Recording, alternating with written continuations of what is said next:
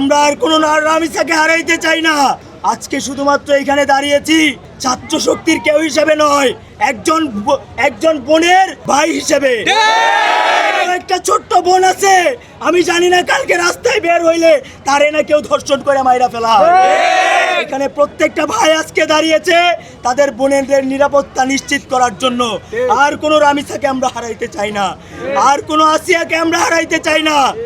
আমরা বলতে চাই কোনো রকম দিলামি কইরেন না। আমরা দেখেছি পূর্ববর্তী সময়ে আমরা 90 দিনের মধ্যে দর্শক চিহ্নিত হওয়ার পরে বিচার কার্য নিশ্চিতের আহ্বান জানিয়েছিলাম, কিন্তু আমরা সেটার কোনো দৃশ্যমান পদক্ষেপ আমরা দেখতে পাই নাই। এইবার আমরা বলতে চাই আমাদের আর বোনকে আমরা হারাবো না, কিন্তু এইটার যদি দৃষ্টান্তমূলক বিচার আপনারা না করেন তাহলে এইটার শেষ আমরা দেখে ছাড়বো ইনশাআল্লাহ।